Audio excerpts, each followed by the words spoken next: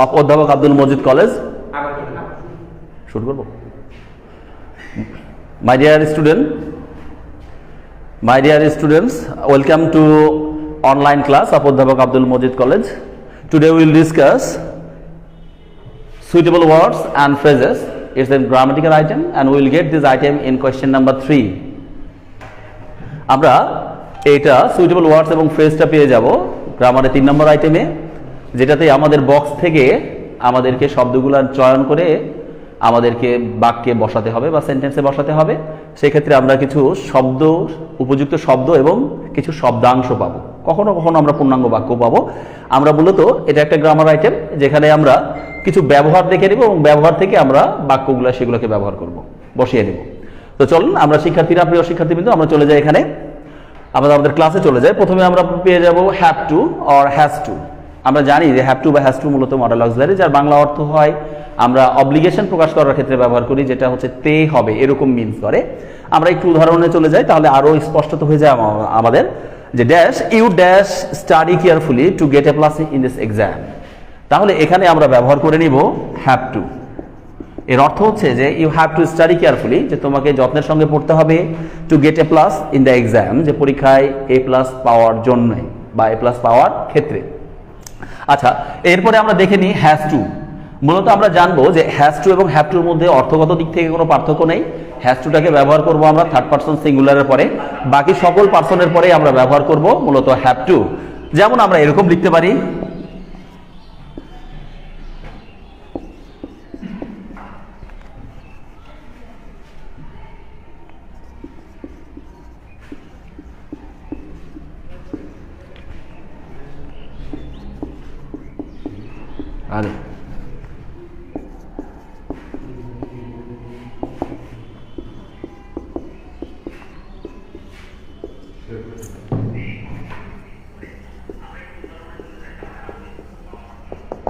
যেমন আমরা এখানে বলতে পারি যে he has to read many books, যে তাকে অনেক বই পড়তে হবে to make a good result. এরপরে আমরা চলে যাই হ্যাড টু। যে হ্যাড টুর অর্থটা হচ্ছে যে তে হয়েছিল, অতীতকালে যে কাজটা হয়েছিল এরকম অর্থ প্রকাশ করলে আমরা ব্যবহার করব হ্যাড টু। যেমন dash we dash walk many kilometres to reach our friends house, যে আমাদেরকে অনেক পথ অতিক্রম করতে হয়েছিল আমাদের বন্ধুদের সঙ্গে দেখা করার জন্য। তাহলে সেক্ষেত্রে শিক্ষার্থীরা, প্রিয় শিক্ষার্থীবৃন্দরা, আমরা সেখানে ব্যবহার করতে পারি হ্যাড টু, যার অর্থ হচ্ছে তে হয়েছিল। এরপরে নাম্বার 3তে আমরা দেখব ইউজ টু, যার বাংলা অর্থটা আমরা এভাবে নিব যে অতীতকালের অভ্যাস, যেটা আগে করতাম কিন্তু এখনো করি না, এরকম অর্থ প্রকাশ করার ক্ষেত্রে আমরা ব্যবহার করব ইউজ টু। যেমন I dash live in college hostel when I was in class 11 or 12। আমি যখন, যেটা আগে করতাম এবং এখন করি না। যেমন আমরা ব্যবহার করতে পারি I use to live in college hostel when I was in class 12। যখন আমি ক্লাস 12-এ ছিলাম তখন আমি কলেজ হোস্টেলে থাকতাম।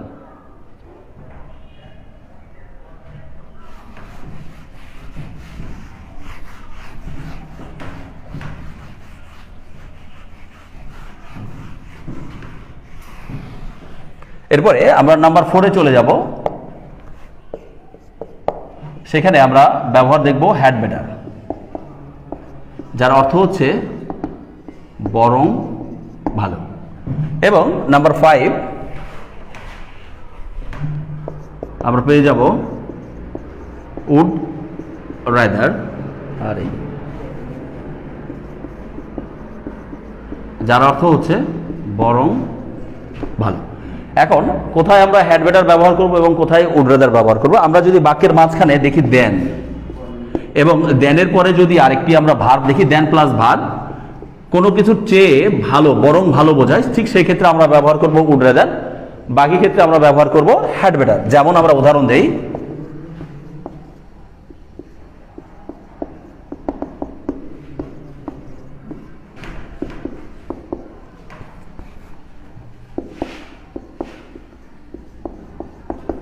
আমরা বলতে পারি যে অ্যাজ ইউ আর ইল, যেহেতু তুমি অসুস্থ, you had better take rest.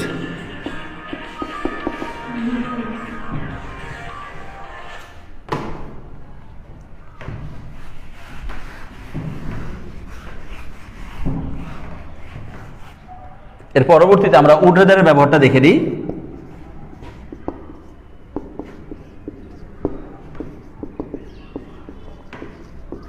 আমরা সেক্ষেত্রে ব্যবহার করে নিতে পারি যে আই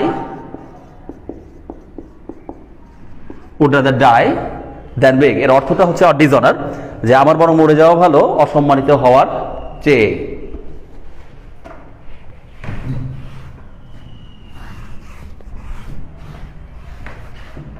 নাম্বার 6 আমরা দেখব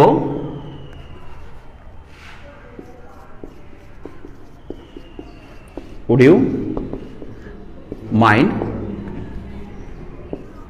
যেটাকে আমরা অনুরোধ অর্থে ব্যবহার করব। এবং নাম্বার 7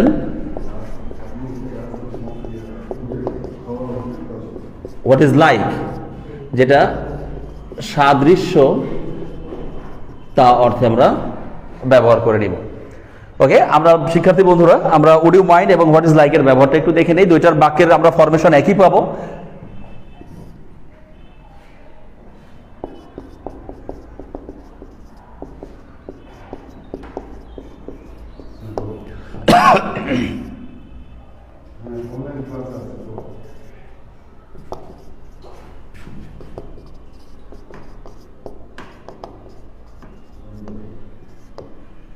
আমরা একটু যদি লক্ষ্য করি তাহলে আমরা দেখব what is would you mind এবং হোয়াট ইজ লাইক এর বাক্য ফরমেশনটা, সেন্টেন্স ফরমেশনটা একই, যে আমরা গ্যাপ দেখব, এরপর verb plus ING plus others, এবং আমরা শেষে প্রশ্নবোধক চিহ্ন দেখব।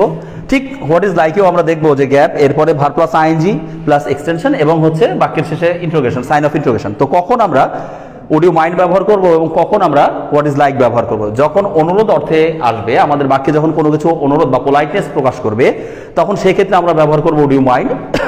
এবং যখন কোনো কিছু সাদৃশ্যতা বা কেমন এরকম অর্থ বোঝাবে, তখন সেক্ষেত্রে আমরা ব্যবহার করব হোয়াট ইজ লাইক। যেমন আমরা এখানে বলতে পারি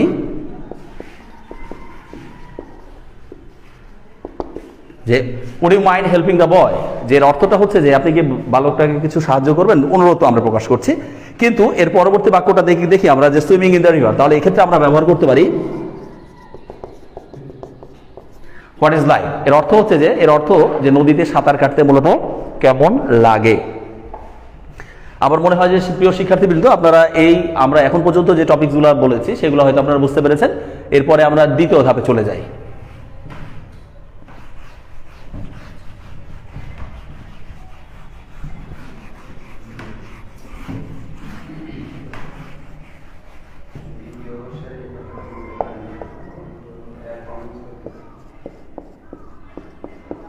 এরপরে দেখবো আমরা ওয়াজ বর্ন, যেটা মূলত জন্ম অর্থে আমরা ব্যবহার করি। ওয়াজ বর্নটাকে আমরা প্রকাশ করতে পারি দুইভাবে, আমরা স্থান দিয়ে প্রকাশ করতে পারি, আমরা সময় দিয়ে প্রকাশ করতে পারি। হ্যাঁ, দুইভাবে আমরা প্রকাশ করতে পারি। এই আমাদের ওয়াজ বর্ন এভাবেও প্রশ্নপত্রে থাকতে পারে, আমাদের বি বর্ণ থাকতে পারে। যদি বি বর্ণ থাকে তাহলে আমরা টেন্স অনুযায়ী সেখানে ওয়াজ বর্ন করে নিব। যেমন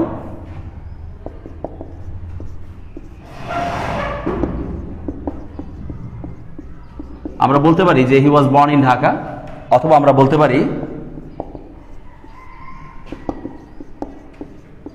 99 যে সে 1990 সালে জন্মগ্রহণ করেছিল। তাহলে আমরা দুইভাবেই জন্মটা প্রকাশ করতে পারি, স্থান দিয়েও প্রকাশ করতে পারি, আমরা সময় দিয়েও প্রকাশ করতে পারি।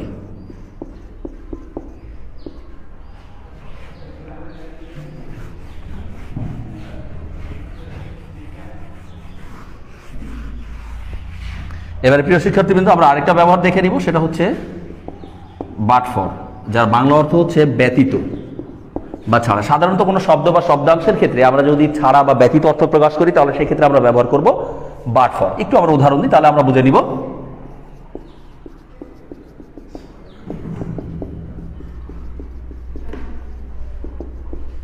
যেমন dash your help I can't do it, এর অর্থ হচ্ছে আমরা বলতে পারি যে but for your help I cannot do ইট।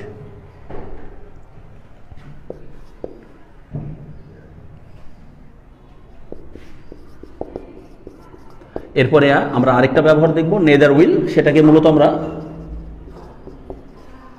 সম্মতি অর্থে ব্যবহার করব। আমরা একটু বাক্যটার দিকে লক্ষ্য করি, তাহলে আমরা বুঝতে পারবো।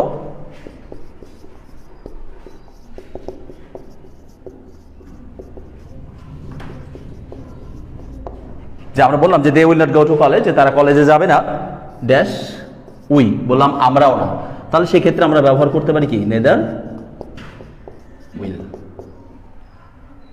আশা করা যায় যে আমরা এখন পর্যন্ত যে 10টা আইটেম শিখেছি সেই 10টা আইটেম মোটামুটি আমরা বোধগম্যতার মধ্যে নিয়ে আসতে পেরেছি এবং আমরা সেগুলোর ব্যবহারটাও করতে পারবো।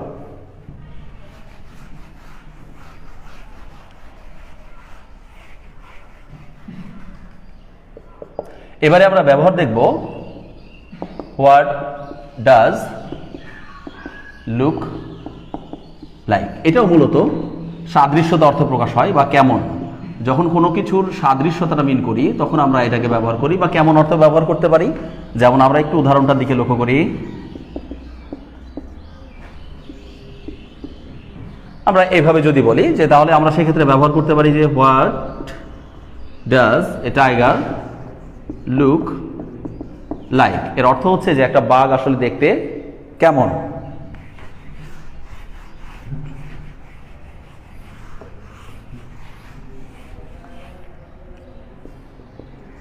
এবারে আমরা ব্যবহার দেখব লেট অ্যালোন, যার বাংলা অর্থ হচ্ছে চিন্তা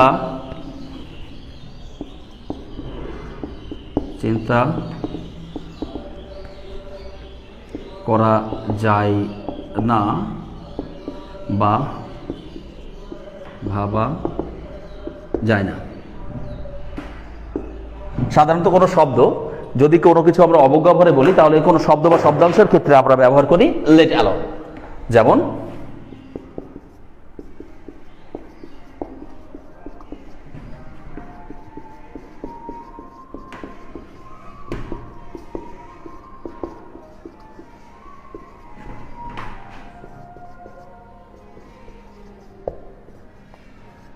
আমরা এরকম বলতে পারি যে হি ক্যানট আর্ন 100 টাকা পার ডে, যে সে 100 টাকা দিনে উপার্জন করতে পারবে না ড্যাশ 1000। তাহলে আমরা কি ব্যবহার করব? আমরা ব্যবহার করতে পারি লেট অ্যালোন। এর অর্থ হচ্ছে যে চিন্তাই করা যায় না বা ভাবাই যায় না।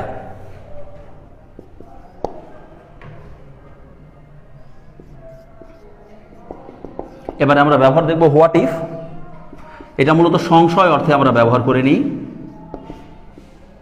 যেমন বাক্যটা যদি হা বোধক হওয়া সত্ত্বেও যদি বাক্যের অর্থটা আমরা প্রশ্নবোধক করতে চাই তাহলে সেই ক্ষেত্রে আমরা হোয়াট ইফ এর ব্যবহারটা করব। যেমন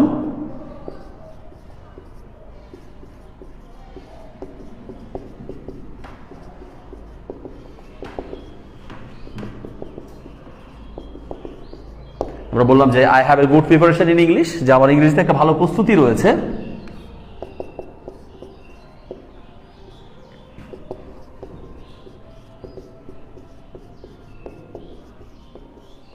এরপরে আমরা বললাম যে dash I fail in this subject, যে কি হবে যদি আমি এই সাবজেক্টটায় ফেল করে যাই, তাহলে সেই ক্ষেত্রে আমরা ব্যবহার করব হোয়াট ইফ। আশা করা যায় যে আমরা এখন পর্যন্ত যে 13টা আইটেম পড়েছি আমরা মনে হয় এটা মোটামুটি বোধগম্যতার মধ্যে নিয়ে এসেছি। আমরা পরবর্তীতে আরো কয়েকটার ব্যবহারে চলে যাই। এরপরে 14 আমরা দেখব লেস্টের ব্যবহার, যার বাংলা অর্থ হচ্ছে সংশয় বা সংকোচ। আমরা লেস্টকে ব্যবহার করব। সাধারণত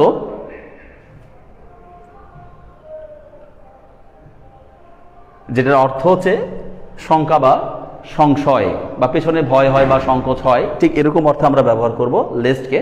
আমরা কখন লেস্ট ব্যবহার করব? আমরা যদি দেখি যে একটি বাক্য পূর্বে রয়েছে এবং গ্যাপ এবং পরবর্তীতে আরো একটা বাক্য রয়েছে এবং সেই বাক্য শুরু হয়েছে subject plus modal auxiliary should could বা মাইট বা পসিবিলিটি মিন করার জন্য এই মডেল অক্সিলারিগুলোকে ব্যবহার করা আছে এবং দেন ভার্ব আছে, তাহলে ঠিক সেই বাক্যে আমরা মাঝখানে লেস্ট বসাবো। যেমন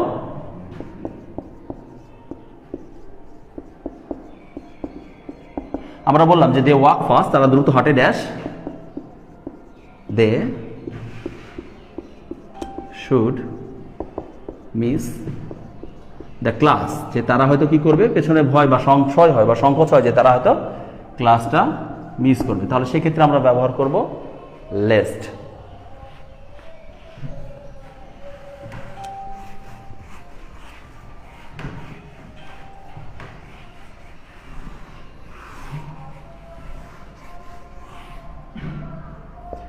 এরপরে আমরা ব্যবহার দেখব till, until, or as long as, এর অর্থ হচ্ছে যতক্ষণ যাবৎ। আমরা সময় প্রকাশ করার ক্ষেত্রে আমরা এই তিনটাকে যে কোনো একটা ব্যবহার করতে পারি। আমাদের প্রশ্নপত্রে যেটা থাকবে ঠিক আমরা সময় যদি মিন করে তাহলে এটা ব্যবহার করলেই হবে। যেমন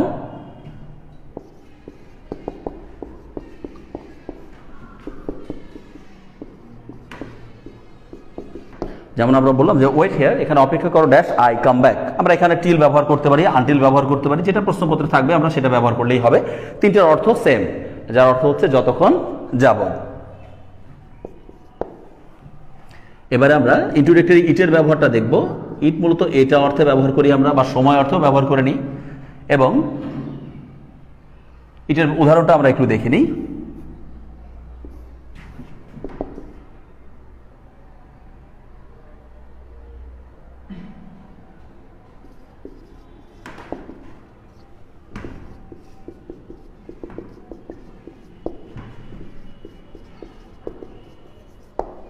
আমরা বলতে পারি যে it is good to walk in the morning, যে সকালবেলা হাঁটা ভালো। অথবা আমরা বলতে পারি যে it is good for health to walk in the morning. এবারে আমরা ইন্ট্রোডাক্টরি দেয়ারের ব্যবহার দেখব। দেয়ার যেটা নির্দিষ্টতা অর্থ প্রকাশ করে। নির্দিষ্ট কোনো জায়গায় কোনো কিছু আছে এরকম অর্থ প্রকাশ করতে গিয়ে আমরা মূলত দেয়ারটাকে ব্যবহার করি। যেমন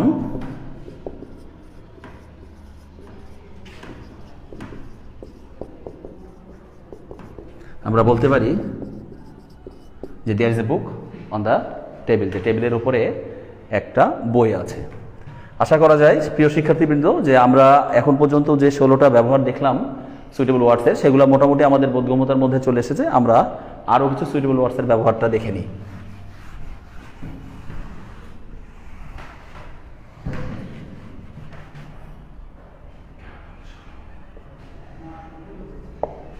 এরপরে আমরা ব্যবহার দেখে দিব।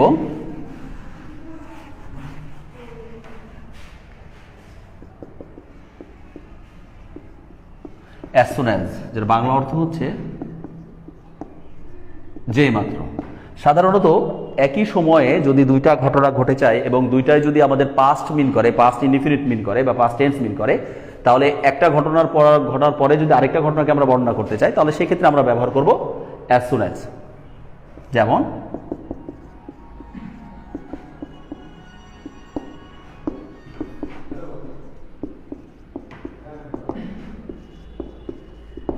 আমরা বলতে পারি যে as soon as I saw them, যে আমি তাদেরকে দেখতে না দেখতে দে ওয়েন্ট অ্যাওয়ে, যে তারা চলে গেল।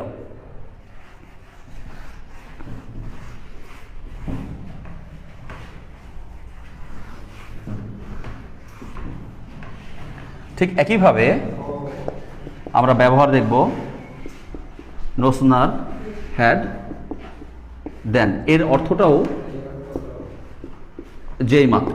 মূলত অ্যাজ সুন অ্যাজকে আমরা ইতিবাচক বা অ্যাফারমেটিভ ফর্মে ব্যবহার করব এবং এটা নেতিবাচক বা নেগেটিভ ফর্মটা হবে আমাদের নো সুনার হ্যাড, যার অর্থ হচ্ছে যেই মাত্র।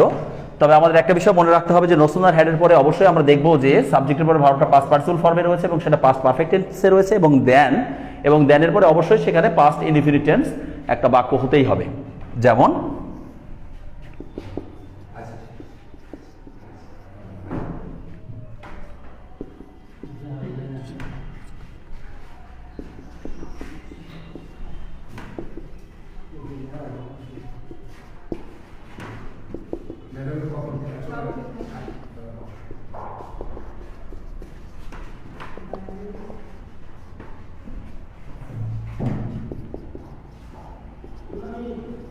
তাহলে আমরা এখানে বলতে পারি যে নো সুনার হ্যাড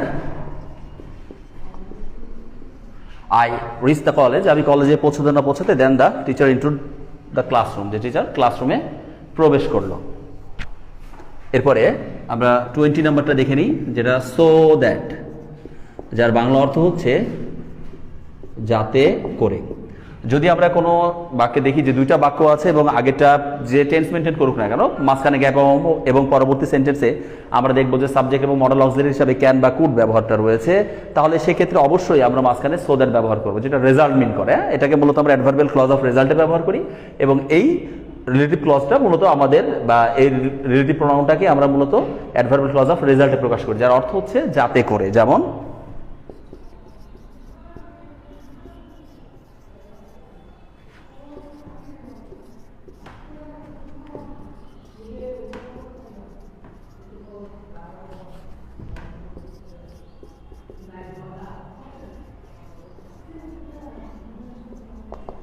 যেমন দে স্টাডি হার্ড, তারা কঠোর পড়াশোনা করে, সো দ্যাট যাতে করে